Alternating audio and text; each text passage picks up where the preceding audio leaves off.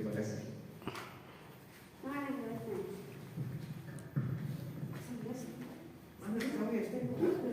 Boleh, mangga. Bismillahirrahmanirrahim. Perkenalkan, nama saya Fira Rizkyawati Al-Sunajar, asal rumahnya dari Garut Kota di sana. Motivasinya ingin lebih serius memperdalam bekam.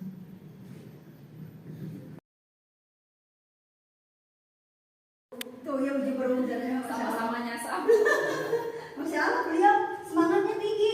Meski beliau ini sebetulnya udah senior sebetulnya mah. Dari tahun 2013. Wah, ilmunya udah banyak beliau tuh.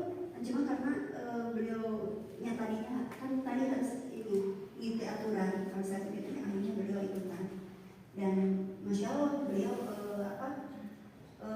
orang yang seperti itu emang ya orang yang betul. Kan ada yang bilang ini, ada ngapain saya mau belajar tapi sertifikat saya mau udah segala bisa kok. Ada yang seperti itu kan ya. Padahal ilmu itu nggak ini sebetulnya mah. Nggak memandang dia pintar atau udah banyak kali nih. Ilmu itu sampai tua kita mencari ilmu itu terus-terusan kan. Nggak putus gitu ya ilmu itu. Sekretarisnya kalian, bendaharanya Umi Desi, bidang ekonominya Teh Ida. Perlengkapan bekam, ya. SOP perlengkapan bekam. Apa saja perlengkapan bekam untuk seorang pembekam harus menguasai perlengkapan bekam. Apa saja perlengkapan bekam yang harus kita punyai? Ya, salah satunya adalah pertama baju ya, baju pelayan sama baju praktis. Jadi pastikan harus dua bajunya. Kemudian minyaknya, minyak zaitun. Kemudian alat untuk pencuci tangan, ya. Kemudian H2O2. Ini apabila diperlukan kalau darah yang nempel di kop bekam itu susah dikeluarkan, maka kita pakai ini. Tapi kalau nggak si darahnya nggak terlalu nempel, nggak mesti. Ini hanya sunah saja, pelengkap saja. Dan yang keempatnya adalah alkohol. Ini untuk sterilisasi perlengkapan.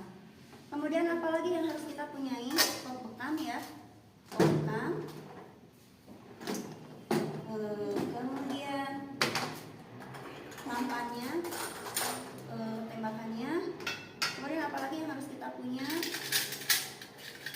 Pen, ya. Kemudian jarumnya kita disimpan di ada yang ini tertutup. Kemudian apalagi? Tim arteri, ya. Kemudian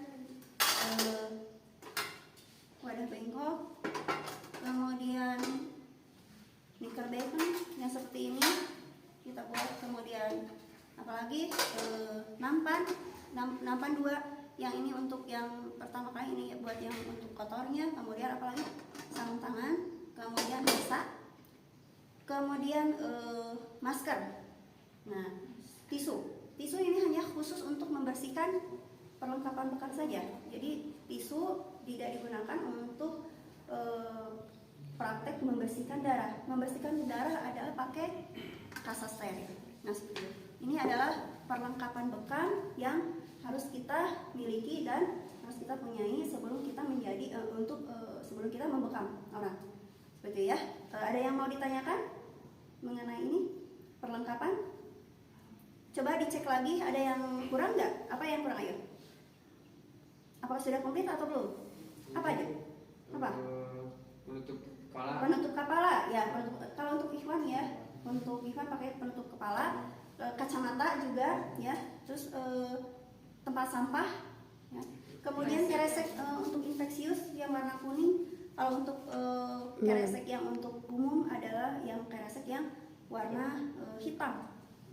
Nah, ada yang ditanyakan untuk perlengkapan ini? Warna kuning. Ya, untuk sampah infeksius itu menandakan bahwa ini untuk sampah yang sudah kena darah. Gitu.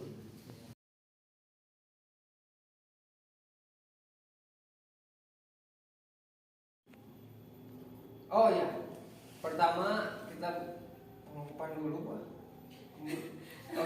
Alkohol pertama, kemudian di kop, kemudian pelukaan ringan, kemudian di kop kembali, tunggu 3-5 menit, kemudian kita bersihkan darahnya dan kemudian kop kembali.